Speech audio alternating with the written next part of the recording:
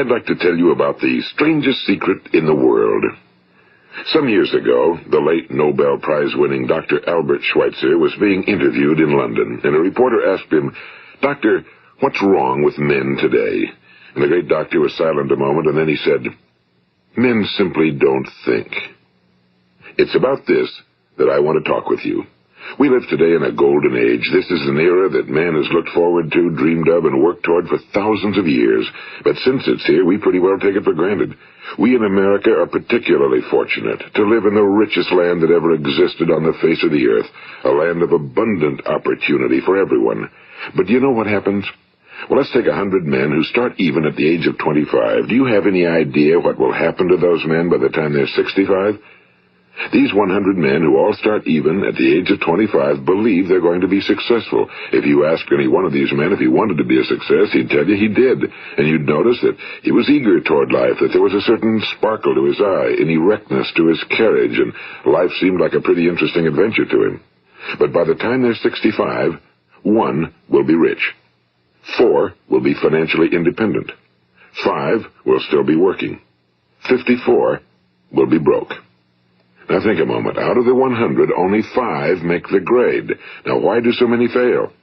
What has happened to the sparkle that was there when they were 25? What's become of the dreams, the hopes, the plans? And why is there such a large disparity between what these men intended to do and what they actually accomplished? When we say about 5% achieve success, we have to define success. And here's the best definition I've ever been able to find. Success is the progressive realization of a worthy ideal. If a man is working toward a predetermined goal and knows where he's going, that man is a success. If he's not doing that, he's a failure. Success is the progressive realization of a worthy ideal. Rollo May, the distinguished psychiatrist, wrote a wonderful book called Man's Search for Himself. And in this book he says, the opposite of courage in our society is not cowardice. It is conformity. And there you have the trouble today. It's conformity, people acting like everyone else without knowing why, without knowing where they're going. Now think of it. In America right now, there are over 18 million people 65 years of age and older.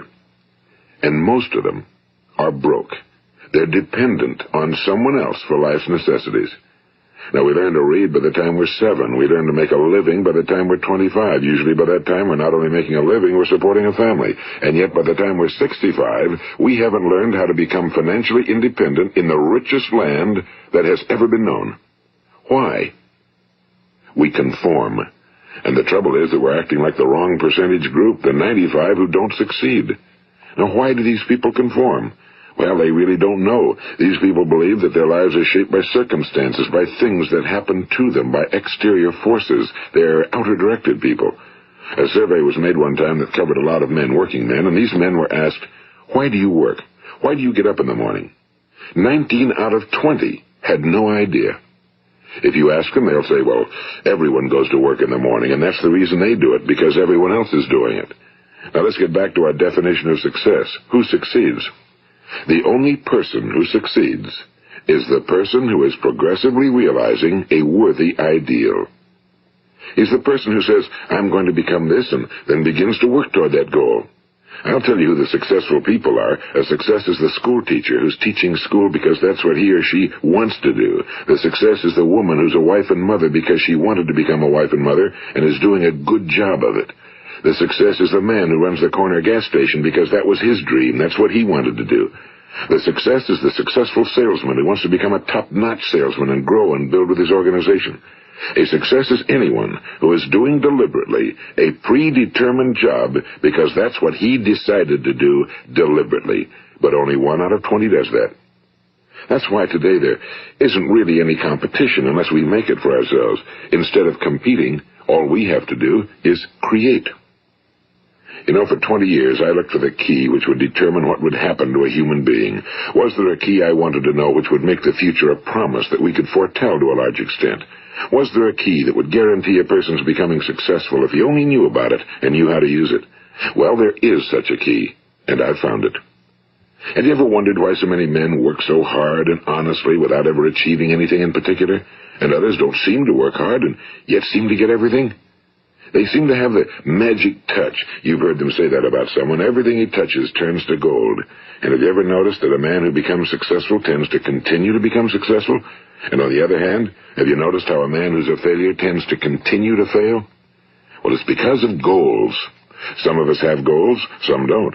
People with goals succeed because they know where they're going. It's that simple. Think of a ship leaving a harbor, and think of it with the complete voyage mapped out and planned. The captain and crew know exactly where it's going and how long it'll take. It has a definite goal. Now, 9,999 times out of 10,000, it will get to where it started out to get.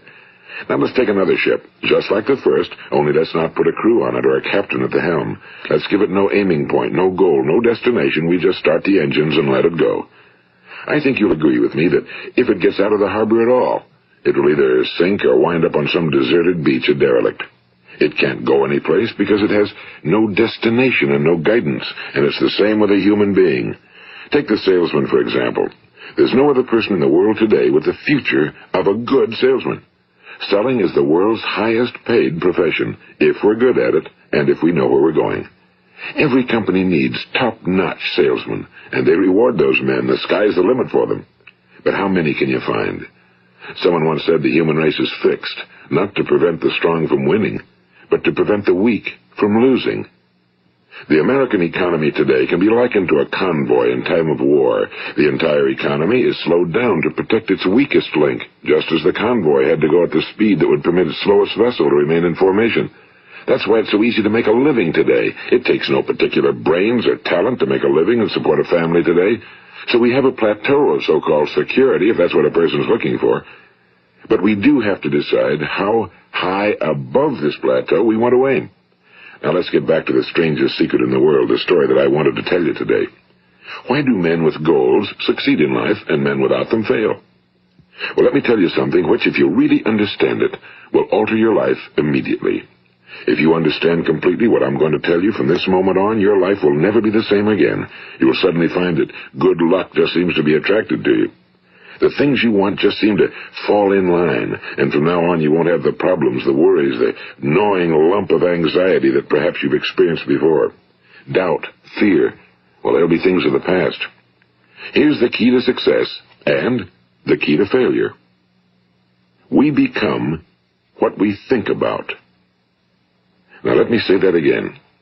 We become what we think about. Throughout all history, the great wise men and teachers, philosophers and prophets have disagreed with one another on many different things. It's only on this one point that they are in complete and unanimous agreement. Listen to what Marcus Aurelius, the great Roman emperor, said. A man's life is what his thoughts make of it. Disraeli said this. Everything comes if a man will only wait. I've brought myself by long meditation to the conviction that a human being with a settled purpose must accomplish it, and that nothing can resist a will that will stake even existence for its fulfillment. Ralph Waldo Emerson said this, a man is what he thinks about all day long. William James said, the greatest discovery of my generation is that human beings can alter their lives by altering their attitudes of mind. And he also said, we need only in cold blood act as if the thing in question were real, and it will become infallibly real by growing into such a connection with our life that it will become real. It will become so knit with habit and emotion that our interest in it will be those which characterize belief. And he also said, if you only care enough for a result, you will almost certainly attain it. If you wish to be rich, you will be rich. If you wish to be learned, you will be learned. If you wish to be good, you will be good. Only you must then really wish these things, and wish them exclusively, and not wish at the same time 100 other incompatible things just as strongly. In the Bible, you read in Mark 9:23, if thou canst believe, all things are possible to him that believeth. My old friend Dr. Norman Vincent Peale put it this way, this is one of the greatest laws in the universe. Fervently do I wish I had discovered it as a very young man. It dawned upon me much later in life, and I found it to be one of the greatest, if not my greatest discovery outside of my relationship to God. The great law, briefly and simply stated, is that if you think in negative terms, you will get negative results. If you think in positive terms, you will achieve positive results. That is the simple fact, he went on to say, which is at the basis of an astonishing law of prosperity and success. In 3 words, believe and succeed. William Shakespeare put it this way: our doubts are traitors and make us lose the good we oft might win by fearing to attempt. George Bernard Shaw said, people are always blaming their circumstances for what they are. I don't believe in circumstances. The people who get on in this world are the people who get up and look for the circumstances they want, and if they can't find them, make them. Well, that's pretty apparent, isn't it? And every person who discovered this for a while believed that he was the first one to work it out. We become what we think about. Now, it stands to reason that a person who's thinking about a concrete and worthwhile goal is going to reach it, because that's what he's thinking about, and we become what we think about. Conversely, the man who has no goal, who doesn't know where he's going, and whose thoughts must therefore be thoughts of confusion and anxiety and fear and worry, becomes what he thinks about. His life becomes one of frustration and fear and anxiety and worry. And if he thinks about nothing, he becomes nothing. Now, how does it work? Why do we become what we think about? Well, I'll tell you how it works as far as we know. Now, to do this, I want to tell you about a situation that parallels the human mind. Suppose a farmer has some land, and it's good fertile land. Now, the land gives the farmer a choice. He may plant in that land whatever he chooses. The land doesn't care. It's up to the farmer to make the decision. Now, remember, we're comparing the human mind with the land because the mind, like the land, doesn't care what you plant in it. It will return what you plant, but it doesn't care what you plant. Now let's say that the farmer has 2 seeds in his hand. One is a seed of corn, the other is nightshade, a deadly poison. He digs 2 little holes in the earth and he plants both seeds, one corn, the other nightshade. He covers up the holes, waters, and takes care of the land, and what will happen? Invariably the land will return what's planted. As it's written in the Bible, as ye sow, so shall ye reap. Now remember, the land doesn't care. It'll return poison in just as wonderful abundance as it will corn. So up come the 2 plants, one corn, one poison. Now, the human mind is far more fertile, far more incredible and mysterious than the land, but it works the same way. It doesn't care what we plant. Success, failure. A concrete, worthwhile goal, or confusion. Misunderstanding, fear, anxiety, and so on. But what we plant, it must return to us. You see, the human mind is the last great unexplored continent on Earth. It contains riches beyond our wildest dreams. It will return anything we want to plant. Now, you might say, well, if that's true, why don't people use their minds more? Well, I think they figured out an answer to that one, too. Our mind comes as standard equipment at birth. It's free, and things that are given to us for nothing we place little value on. Things that we pay money for, we value. The paradox is that exactly the reverse is true. Everything that's really worthwhile in life came to us free. Our minds, our souls, our bodies, our hopes, our dreams, our ambitions, our intelligence, our love of family and children and friends and country, all these priceless possessions are free. But the things that cost us money are actually very cheap and can be replaced at any time. A good man can be completely wiped out and make another fortune. He can do that several times. Even if our home burns down, we can rebuild it. But the things we got for nothing, we can never replace. The human mind isn't used because we take it for granted. Familiarity breeds contempt. It can do any kind of job we assign to it, but generally speaking, we use it for little jobs instead of big, important ones. Universities have proved that most of us are operating on about 10% or less of our abilities. So decide now, what is it you want? Plant your goal in your mind. It's the most important decision you'll ever make in your entire life. What is it you want? Do you want to be an outstanding salesman? A better worker at your particular job? Do you want to go places in your company? In your community? Do you want to get rich? All you've got to do is plant that seed in your mind, care for it, work steadily toward your goal, and it will become a reality. It not only will, there's no way that it cannot. You see, that's a law, like the laws of Sir Isaac Newton, the laws of gravity. If you get on top of a building and jump off, you'll always go down. You'll never go up, and it's the same with all the other laws of nature. They always work. They're inflexible. Think about your goal in a relaxed, positive way. Picture yourself in your mind's eye as having already achieved this goal. See yourself doing the things you will be doing when you've reached your goal. Ours has been called the phenobarbital age, the age of ulcers and nervous breakdowns and tranquilizers, at a time when medical research has raised us to a new plateau of good health and longevity. Far too many of us worry ourselves into an early grave trying to cope with things in our own little personal ways without learning a few great laws that will take care of everything for us. These things we bring on ourselves through our habitual way of thinking. Every one of us is the sum total of his own thoughts. He is where he is because that's exactly where he really wants to be, whether he'll admit that or not. Each of us must live off the fruit of his thoughts in the future, because what you think today and tomorrow, next month and next year, will mold your life and determine your future. You're guided by your mind. I remember one time I was driving through eastern Arizona, and I saw one of those giant earth-moving machines roaring along the road at about 35 miles an hour with what looked like 30 tons of dirt in it. A tremendous, incredible machine, and there was a little man perched way up on top with the wheel in his hands guiding it. And as I drove along, I was struck by the similarity of that machine to the human mind. Just suppose you're sitting at the controls of such a vast source of energy. Are you going to sit back and fold your arms and let it run itself into a ditch? Or are you going to keep both hands firmly on the wheel and control and direct this power to a specific, worthwhile purpose? It's up to you. You're in the driver's seat. You see, the very law that gives us success is a two-edged sword. We must control our thinking. The same rule that can lead a man to a life of success, wealth, happiness, and all the things he ever dreamed of for himself and his family. That very same law can lead him into the gutter. It's all in how he uses it, for good or for bad. This is the strangest secret in the world.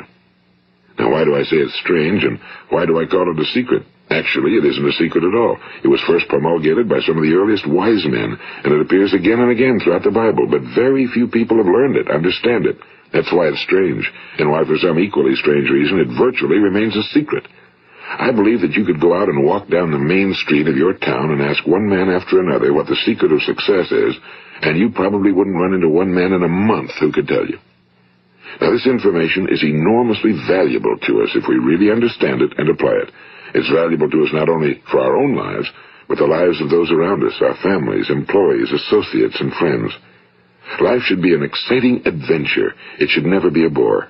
A man should live fully, be alive. He should be glad to get out of bed in the morning. He should be doing a job he likes to do because he does it well. One time I heard Grove Patterson, the great late editor-in-chief of the Toledo Daily Blade, make a speech, and as he concluded his speech, he said something I've never forgotten.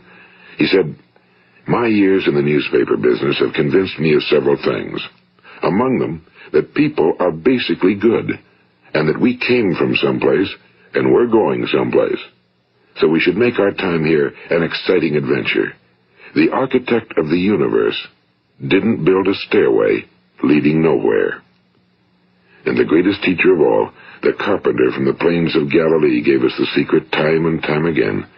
As ye believe, so shall it be done unto you. I've explained the strangest secret in the world and how it works. Now, on this side, I want to explain how you can prove to yourself the enormous returns possible in your own life by putting this secret to a practical test.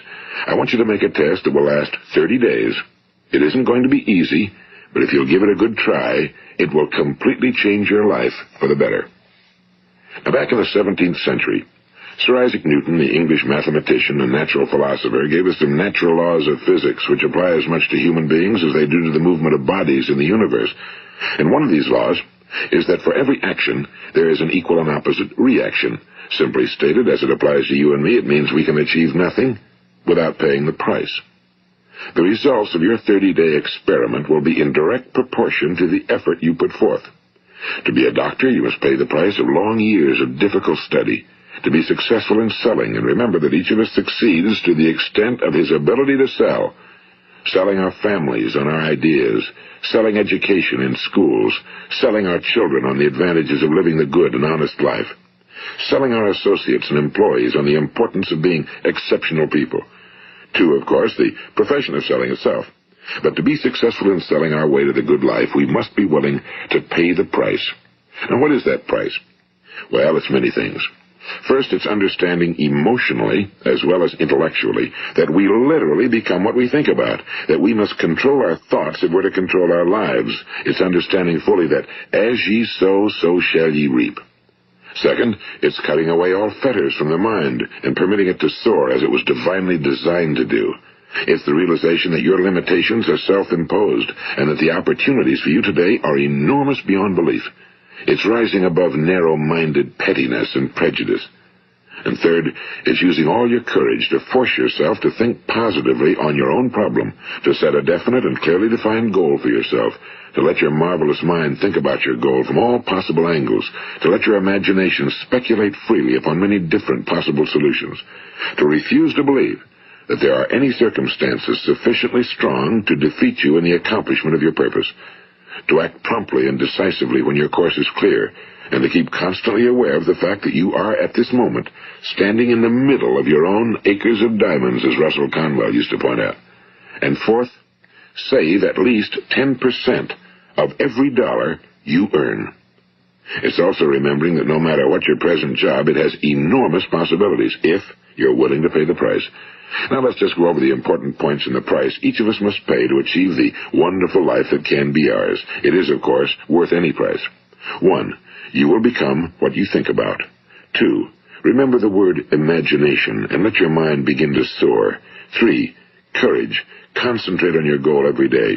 4. Save 10% of what you earn. And 5. Action. Ideas are worthless unless we act on them. Now, I'll try to outline the 30-day test I want you to make. Keep in mind that you have nothing to lose by making this test and everything you could possibly want to gain. There are two things that may be said of everyone. Each of us wants something, and each of us is afraid of something. I want you to write on a card what it is you want more than anything else.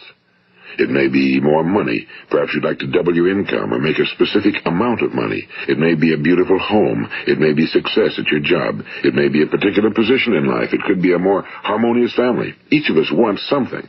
Now write down on your card specifically what it is you want. Make sure it's a single goal and clearly defined. You needn't show it to anyone, but carry it with you so that you can look at it several times a day. Think about it in a cheerful, relaxed, positive way each morning when you get up, and immediately you have something to work for, something to get out of bed for, something to live for. Look at it every chance you get during the day and just before going to bed at night. And as you look at it, remember that you must become what you think about, and since you're thinking about your goal, you realize that soon it will be yours. In fact, it's yours really the moment you write it down and begin to think about it. Look at the abundance all around you as you go about your daily business. You have as much right to this abundance as any other living creature. It's yours for the asking. Now we come to the difficult part. Difficult because it means the formation of what is probably a brand new habit, and new habits are not easily formed. Once formed, however, it will follow you for the rest of your life. Stop thinking about what it is you fear. Each time a fearful or negative thought comes into your consciousness, replace it with a mental picture of your positive and worthwhile goal. And there will come times when you'll feel like giving up. It's easier for a human being to think negatively than positively. That's why only 5% are successful. You must begin now to place yourself in that group. For 30 days, you must take control of your mind. It will think about only what you permit it to think about. Each day for this 30-day test, do more than you have to do.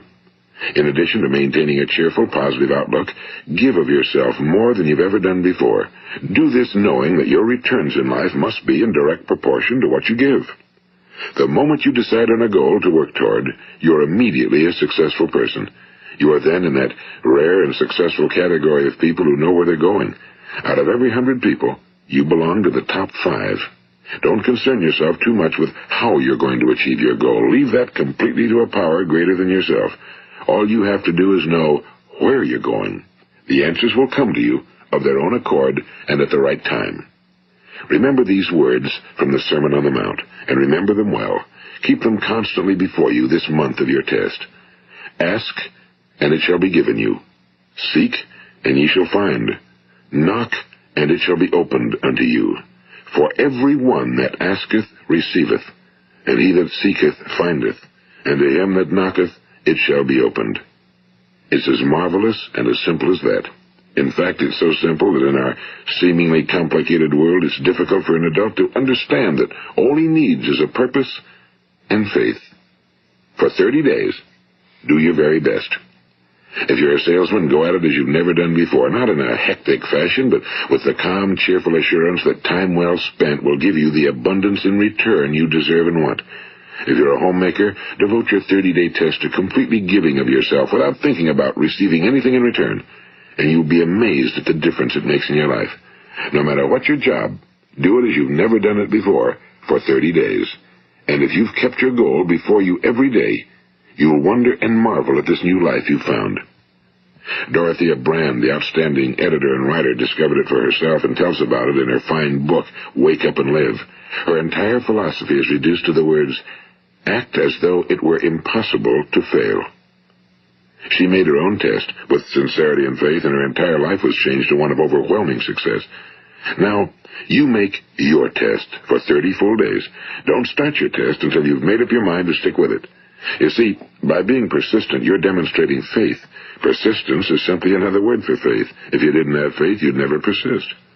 If you should fail during your first 30 days, by that I mean suddenly find yourself overwhelmed by negative thoughts, you've got to start over again from that point and go 30 more days. Gradually, your new habit will form until you find yourself one of that wonderful minority to whom virtually nothing is impossible. And don't forget the card. It's vitally important as you begin this new way of living. On one side of the card, write your goal, whatever it may be.